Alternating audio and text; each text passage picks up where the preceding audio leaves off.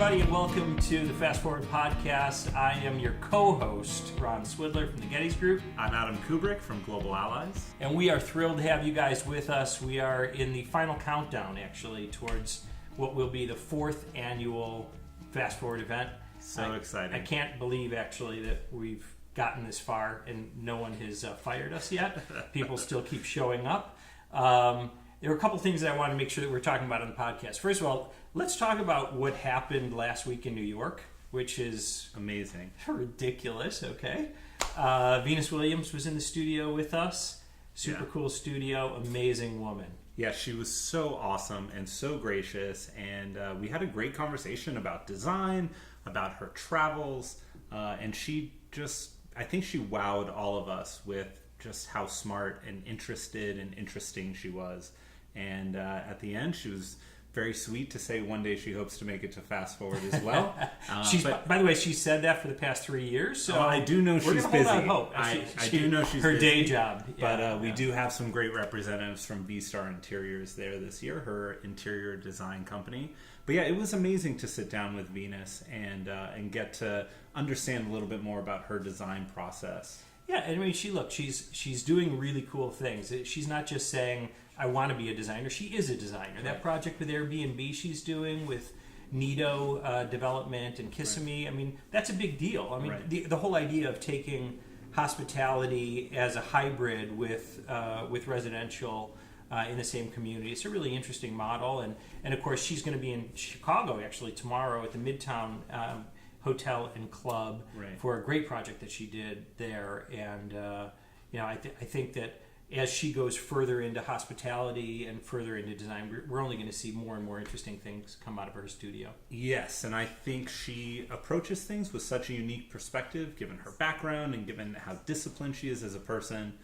There really was an interesting perspective that came out of that conversation. And we also had Max Luthi in the studio. Not only an awesome speaker last year, he's a fantastic podcast guest and very sharp, obviously on trend, and knows everything that's going on across multiple disciplines.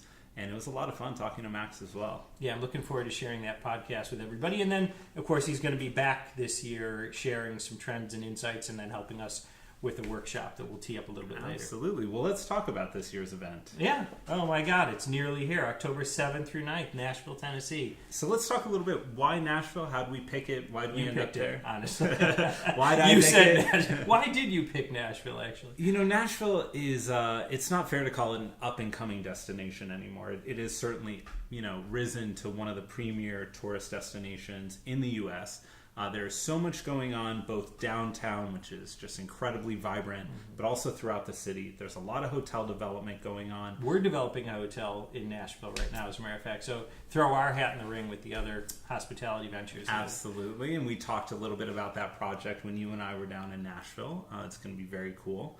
But Nashville as a city is just very unique, has its own energy and its own vibe. That's something we're hoping to really bring into this year's event.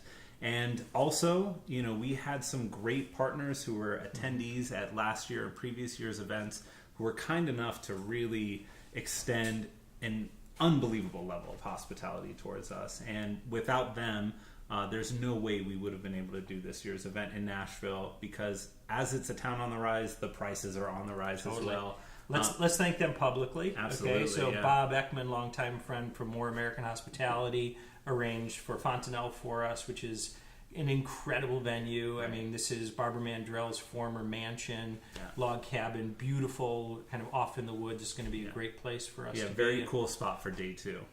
Right, and day 1, of course, will be... Day 1 is at the Hutton Hotel at an incredible space called Analog. That, of course, is a Watermark property. Michael Medzigi was kind enough to extend just an above and beyond friends and family rate to us. And it's so exciting to do the event there because it's not a typical hotel ballroom space. It's not a typical hotel. It's very cool. It's the Nashville vibe through and through. And it's always exciting when the venue, the environment we're in is adding to the event. And this year, it certainly will be. Well, this year, I remember a conversation we had early on about what our theme might be for this year. Last year was a deeper dive. And prior to that, it was disruption by design. And this year, it's all about stories. Right. And, you know, you and I are always telling stories, whether you're selling chairs or I'm promoting some brand that we're designing. But the truth was, I think that storytelling has just become more and more a part of the way we live our lives, but also the way that everyone who's an attendee at Fast Forward needs to talk about their companies and their lives. And so I think we have a really cool lineup that is going to kind of reinforce that idea of stories this year. Absolutely. Yeah, without a story, it's just kind of a commodity, right? So everyone is searching for a different way to tell whatever it is, their story, their brand story, their company's story. And yes, this year we have just an amazing lineup of both speakers and attendees who are really going to help drive that home. Yeah, there's going to be about 75 people there. We should probably thank everybody who's showing up. Yes. I mean, thank you everybody for coming to our thank you. event. I mean, for giving up your time and being a part of what we're trying to create here, and believing in this idea of the power of collaboration. And Yeah, without you, it's just a conversation between Ron and I. which is fun for like 10 minutes. but definitely not for 2 days. Yeah, exactly. So let's talk about our keynote speaker. I don't know how you actually got our first speaker to commit to this, but it was that came out of the mystery box. I think we're going to get to that a little bit later. But Yeah, our Sam first Hinkie. speaker is Sam Hinkie. He's the former general manager of the Philadelphia 76ers. He is he's someone who's in incredibly high demand right now across multiple disciplines because he thinks about things in such a unique way. And I reached out to Sam the way one does in 2018, which is on Twitter, blindly hoping that he would respond to me. I'm not much of a Twitter guy, but I couldn't find his contact information anywhere else. And sure enough, a couple days later, he put me in touch with the right person who handles that sort of thing for him. And here we are now. So Sam really, he thinks about things very differently and is known for taking this very long-term approach and trying to sort of outlast the competition. And he's one of the people from the very beginning when we were talking about Fast Forward who was sort of on my dream list. And so it's super exciting to have him there this year. So I know a little bit about him, being an NBA fan, but maybe the listeners might not be aware of what he did with 76ers. Sure. Yeah, I don't know how much basketball Sam will talk at the event, but he was sort of famous for finding a different way to win. And he looked at all the confines that a typical NBA team is faced with and found a totally different, unique approach to it. And it involved something that his fan base wasn't terribly fond of while they were going through it. It was deliberately losing, although he would probably describe it differently, in order to stock up on draft picks, which are in the NBA considered a very undervalued commodity. So he saw the undervalue, he saw the ability to sort of take advantage of the market, and he did. And over several years, over a 5 to 7 year timeline, he took this sort of bottom of the barrel team and brought them way to the top. Yeah, where they were in the are now. playoffs last year. Yeah, So and thriving. And so, I don't know if Sam is going to teach us how to evaluate, the next center coming out of Lithuania or whatnot. But his approach to just how to approach common business problems is unique, and I think applies no matter the discipline. then we've got Cecil. We've got Cecil Magpuri. And now friend of Cecil's mine. someone you introduced me to, and he is Yeah. doing such cool work. Can Oh you my talk God, about yeah. that a little bit? So he's the CEO of Falcon's Treehouse Right. out of Orlando. These guys are storytellers at a whole other scale, Yeah. right? These guys are designing video games, so virtual environments that people are exploring. Talk about story. In this case, he's designing the story environment for you, which is pretty spectacular. We worked on a project together in Macau, actually, when we were doing a project together, and they built a projection environment called the Bubble there, Right. which is an amazing environment. You can look at the Dragon show they created, and it's an immersive experience. So Right. it's how does a story play out in a built environment, and how do you use story to drive engagement and to leave a lasting impression, create an experience Right. that is multidimensional, multisensory, and it's fascinating the kind of work that they're doing At the grandest scale. at the grandest scale. Yeah. Right? This isn't a small little website. We're talking about fully immersive, Right. many people experiencing it at the same time kind of environment. So I think there's a lot that he's going to share with us that'll be jaw-droppingly cool and an inspiration, hopefully, for Right. us in the future. Yeah, I'm excited for him. And then you, through a relationship that I know David has with Spencer Hosey, teed up our keynote speaker for day 2. Yeah, Spencer is a fascinating attorney who specializes, I believe, in patent law. Doesn't sound terribly interesting, but I assure you, Spencer is one of the most interesting people I've talked to, and I've heard that same sentence uttered many times by many different people, that it's a common thread. People who meet Spencer are sort of fascinated by him. He thinks very quickly, he's very sharp, he has his hand in a lot of different pots, and as someone who's really kind of operating in the heart of Silicon Valley, he's very, very current with what's coming down the pipeline, not what's even already existing, but what's coming next. But I think more than that, Spencer is someone who sees common problems in different industries. And I think he's going to talk to us a little bit about that and about issues we might face now in the future, how to look at things. It's definitely not, going to be a law school class. This will be someone with a lot of stories to tell, and someone I'm really excited to hear from. He's also someone who has, argued in front of, I believe, the Supreme Court numerous times. Yeah, it should make our audience, we're handing out black robes. Yes, but he should be comfortable in front of our audience. That's a tougher crowd. So. Yeah, and back to the story thing. This is a guy who is protecting the stories and the intellectual property of these large tech companies and finding ways to tell their story in a way that makes sense to a group of jurors who may not understand the details of a specific patent. So he's immersed in stories. And I know there's more to our agenda that we won't necessarily divulge today. We've got to keep some things in the mystery box here. But we do have some other really amazing speakers coming. We've got a chef coming from France, Maxime Moyes. We've got Jeff Mare coming back. He's doing research for us right now in the Netherlands on kind of where the guest experience is going and how it's being monitored and shared, which is going to be really fascinating. We'll continue to run these workshops around the insights that we're gaining from those. And then Max Luthi, who we mentioned previously, he'll be helping with the workshop and teeing that up and giving us some more insights and trends. So it's going to be an amazing lineup of speakers this year. Some great workshops planned, and I really couldn't be more excited for the event. Yeah, well, look, I'm grateful to you guys for giving us a chance to continue to play together and create something really special. So thanks to Global Allies, as always. Thank you to you guys. The Getty's Group puts on just an amazing event, and we're super excited for this partnership. Awesome. We are too.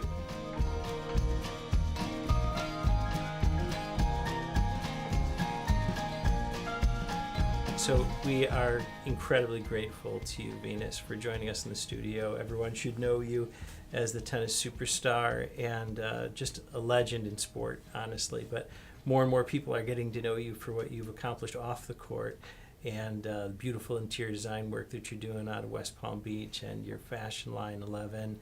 It really is just wonderful work, and so thank you so much for joining us and being a part of Fast Forward. But thank you so much, and I really wish I could be there. I know that Sonia from V-Star is going to be at Fast Forward, and the day job is going to keep me back. I'm going to be in China, so maybe next year, and hopefully the days will line up a little better next time. Well, thanks. We'd love to have you, and we really appreciate you sitting down with us. And obviously, as you're doing more and more work in the design world and in hospitality, the hospitality industry is taking notice of your work. And we had the pleasure of collaborating a little bit on the project in Chicago, which turned out amazing, by the way.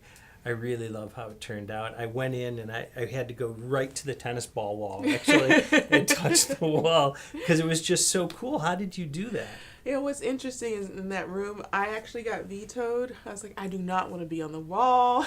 And then my team was like, you're going on the wall. So that was not my doing. But, we came up with a solution that was really actually cost effective because the installation would have been very expensive, but we came up with creating this mold that made it possible not to have to cut each ball in half. And so it's fun working on projects and finding solutions on the spot. And we're also able to work in the hotel portion as well. So I love the suite. Yeah. As a matter of fact, we went in the suite and my wife said, I could live here. And I there can't be a better compliment than that when someone feels so good about a space that you've designed. Oh, I love your wife. Well, she loves you too.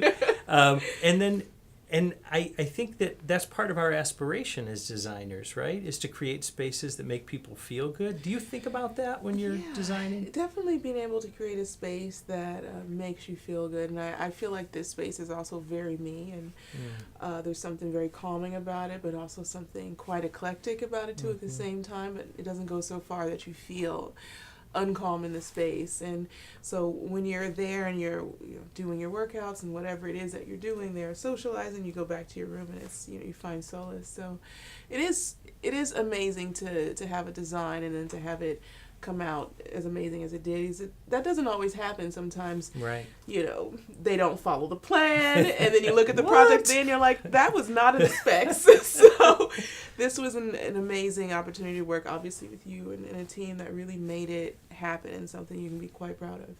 Well, it reminds me of when you and I first met, and I was so impressed by your ability to compete at this incredibly high level and then bring it down to go from fifth gear to neutral. And that's what I felt like that club does. People are working out incredibly hard downstairs, and then they need that release, right? They need that downtime. And it's part of what I think we're seeing more of in hospitality is this idea of transformational travel, of people trying to think about mindfulness and healthy lifestyle. I know it's a big part of your life, and you can help people do that. Is that an aspiration for you? Yeah, absolutely. Of course, my life is, I say it doesn't look like it now, but my life is one great big workout. So I understand what that feels like to be able to have to transition quickly. And, there's even times when I'm playing like a night match, and then like there's so much adrenaline, but guess what? If you don't go to sleep, you can't play the next day. Right. So you have to find ways to be able to transition. And I think almost anything can be mindful and meditative if you allow it to be. I mean, even for me, maybe on the court is meditative because you hit 300 forehands in a row and you get into this set where you're making everything the same. And so I find that you, within your own life, can make those moments. And in the hotel, we tried to definitely strategically make that moment so you didn't have to. And that's what was so successful about the design, was we were able to do that. Yeah. Ron described that as a real wow moment, especially that wall. Do you remember the first time you traveled where you felt a wow moment? Yes, I've been traveling a while. I am 30 years old. And yeah, I'm 38, so I started traveling a lot more full-time when I was 16, 17. So Right. I remember walking into St. Basil's Cathedral in Moscow, and I was 17 years old, just being wowed, and just walking in and seeing each and every piece of fresco on the ceiling or painting on the ceiling, very different, and just being enthralled by that moment. And then, of course, going on and on. I remember going to this hotel in Chiang Mai in Thailand and just being blown away by the whole setting. And like me and my team, we were like, we're not leaving. They're going to try to get us out of this hotel, but we will not go. We're taking a stand. So just being able to experience so many. I mean, Moscow and Thailand are quite different, but I think it probably helped me to develop this kind of eclectic style. My style is definitely mixing and finding a balance between different kind of connections, and I think that's really what makes it a designed piece when it doesn't match. I've noticed that about your work. It feels like you, and it feels like your travels around the world. It feels collected and curated. It doesn't feel like you're just stamping it out. And I love that. And I think people are more aware of the world than ever before, right? They're bringing little parts of one culture or another, whether it's food or it's music or it's fashion, into their lives. And I think that's part of what I think you're doing really well on the design side. Yeah, back in the day they thought the world was flat, and it turns out it is. The world is flattening, and we're all getting connected. So it is nice to have that connection and to be able to take all understandings from everywhere and to be able to bring that into one piece, into one place. So as so many properties really tried to deep dive into what their story is and get you involved in that story for that property, and then the design process taking so long to kind of embellish that idea. Is there a favorite part of that process that you have? Is there something you particularly like in there? I definitely like the concept more than anything, and surprisingly, I love floor plans outside of stairs, bathrooms. Those are always a nightmare. I don't know if that's how you feel. It's a lot to universal, document. yeah. Oh yeah. my God! Yeah. And there's always something that's not quite right. Like, Yeah. no. So yeah, I do love the concept process, and as we were talking about brands too, that people really buy into a brand and they want something that they believe in, whether it's service or style or whatever it is, whatever value you're providing. So as you're talking about experience, the brand experience Right. is the most important. And so when we're designing, of course, we think about that too, and how does everything we design, everyone's thinking about that, how it fits into the brand. But it goes all the way to, and I know we talked about this for Midtown, I really wanted you to design the uniforms for all the staff, you know, because I think they embody the brand so well, and that's important, that it's what we choose to put on our bodies is definitely a reflection of who we are and what our brands are. So I love the fact that you could build the environment out, control the experience. The other thing, and please forgive me, Steve Schwartz, if you're listening, but I really wanted to bring some of your style of eating to the restaurant experience too, because you know, my daughter is gluten-free and vegan most of the time, and that she's always looking for an outlet of that suits her, you know, and there's more awareness than ever before. I know you have your way of eating and living that you maintain, and I know I've told you before, my mom suffers from Sjogren's, and she has to watch what she's doing as well. But do you think there's a growing awareness about food and beverage in hotels and how to take care of people's needs? Yeah, definitely, absolutely. There is a growing awareness, not only in the States, but around the world, in places that you might not expect, with even simple things, just labeling it. You know, this is a Right. gluten-free option, this is a vegan option. I've definitely seen that.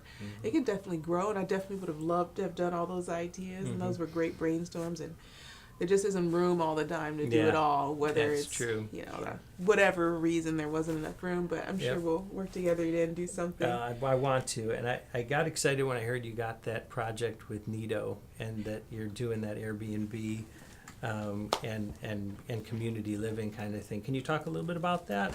Yeah, it's a great project because partnering with Airbnb and Nido and Harvey, and it's been, you know, an adventure because it's something that isn't quite happening, but it's very happening. So kind of finding this twist on, okay, how do you really make a project beautiful and uniform that's also an Airbnb? Because on Airbnb, right. there's so many different experiences, but it's making it uniform, and that's been really exciting. And that one's close, right? The one in Kissimmee? Yeah. Are we gonna? When do you think that one? When can I book to stay there? Soon. Soon. All right. Okay. That's all we can say That's a about that soon, one, yes, apparently. yes. Okay. Well, that's Maybe great. tomorrow. We'll keep you All updated. right. It is. Well, we can't thank you enough for Thank spending you. It's been time a with lot us. of fun. I've been looking we forward loved to seeing it. you. Thank you so We're much so for your appreciative. I just support. want to wave to everybody. Fast forward with so much with you.